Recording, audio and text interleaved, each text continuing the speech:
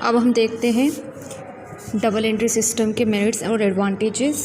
दोहरा लेखा प्रणाली के कुछ लाभ या गुण हम देखते हैं। तो पहला गुण होता है कंप्लीट डिस्क्रिप्शन, पूर्ण विवरण। दोहरा लेखा प्रणाली में क्या होता है, पूरा विवरण लिखा जाता है। जो भी लेन देन हुआ है उस लेन देन की प्रविष्टि करने के बाद उसके नीचे संक्षिप्त में उसका विवरण लिखा जाता है, उसकी डिटेल्स लिखी जाती है। जो भी ट्रांजैक्शन होता है उसकी छोटे एकदम शॉर्ट में डिटेल्स लिखी जाती है।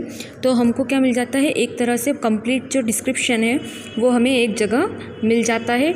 हमको जो है सूचना, मतलब ऐसा नहीं होता है कि अगर आपको कोई इन्फॉर्मेशन एक्स्ट्रा चाहिए और आपको मिले नहीं, आपको इन्फॉर्मेशन मिल जाती है। खासकर मोस्ट इम्पॉर्टेंट इन्फॉर्मेशन ट्रांजैक्शन के साथ ही हम जनरल एंट्रीज़ के अंदर, नकल बही के अंदर लिखते हैं।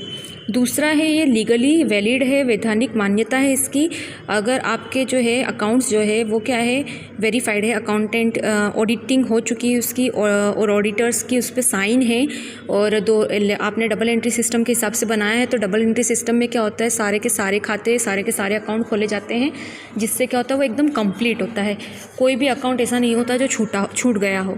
तो यहाँ सारे अकाउंट बनने के कारण प्लस ऑडिटिंग के कारण, क्योंकि ऑडिटिंग होने से वो अकाउंट हो जाते हैं, वेरीफाइड हो जाते हैं, तो इसलिए एक वैधानिक मान्यता इसको प्राप्त है। इस जो डबल एंट्री सिस्टम है, दोहरा लेखा प्रणाली है, इसको क्या है, वैधानिक मान्यता प्राप्त है।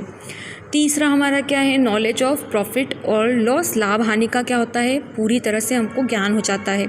हमने पहले पढ़ा है, हमने मैचिंग कॉन्सेप्ट पढ़ा है, हमने रेवेन्यू रिकॉग्निशन कॉन्सेप्ट पढ़ा है। उसमें क्या होता है कि हर साल की जो है आय और व्यय को क्या किया जाता है, उनको मिलाया जाता है, और जो भी लाभ या हानि है उसको जो है हम निकालते हैं, क्या करके, लाभ हानि खाता बना के। उससे कोई मतलब नहीं होता हमें कि वो कैश में मिला है या नहीं मिला है, लेकिन वो अगर इस साल का है, करंट ईयर का है, तो उसको हम लिखते हैं। तो इस प्रकार से हमको जो एकदम ट्रू प्रॉफिट और लॉस होता है वो पता पड़ जाता है, हमको शुद्ध लाभ और हानि का ज्ञान होता है। चौथा है छल कपट की संभावना कम हो जाती है। फ्रॉड का जो स्कोप होता है वो क्या होता है, बहुत कम होता है, because there are different books maintain in the double entry system, different accounts are maintain in the double entry system. For example, if you sold goods for cash, then a cash account will be maintained and a sales account will be maintained. If there is a manipulation in the cash account, then it will be available and visible in the sales account. तो अगर आपने कुछ भी बेचा है, नकदी में कोई भी माल बेचा, तो आप दो खाते बनाएंगे, माल खाता बनाएंगे और एक नगद का खाता बनाएंगे, रोकड़ खाता। अगर रोकड़ के खाते में किसी ने कुछ गड़बड़ करी है तो आप माल खाते से उसको क्या कर सकते हैं, मैच कर सकते हैं।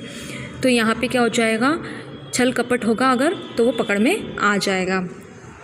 दूसरा लास्ट जो है इसका गुण वो है एक्यूरेसी जो होती है, खातों की जो शुद्धता होती है वो ये चेक करता है। अब एक्यूरेसी कैसे चेक करता है, एक्यूरेसी का मतलब क्या हुआ कि कोई भी आपने जो फिगर्स लिखे हैं, जो भी आपने 10,000 लिखे, 5,000 लिखे, 2,000 लिखे, जो भी आपने लिखा है वो अमाउंट करेक्ट है कि नहीं, इसको हम बोलेंगे एक्यूरेसी को चेक करना। तो अब एक्यूरेसी को चेक कैसे करते हैं कि आपने सुना है कि डबल एंट्री सिस्टम में क्या होता है, एक मिलने वाले का खाता बनेगा और एक जाने वाले का।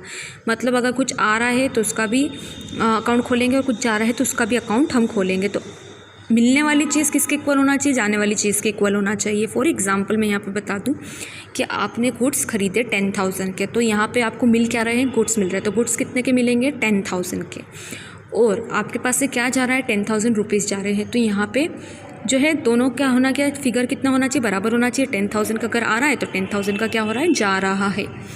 तो इसके लिए यहाँ पे क्या होता है, एक ट्रायल बैलेंस बनाया जाता है, एक लिस्ट बनाई जाती है जिसको हम ट्रायल बैलेंस बोलते हैं और हिंदी में तलपड़ बोलते हैं। उसके अंदर हम पूरी एक लिस्ट बनाते हैं, जो चीज़ें हमें मिली है, साथ में जो भी हमारी संपत्तियाँ हैं और जितना भी हमारे पास कर्जा है और जितना भी हमारे पास से गया है उसकी।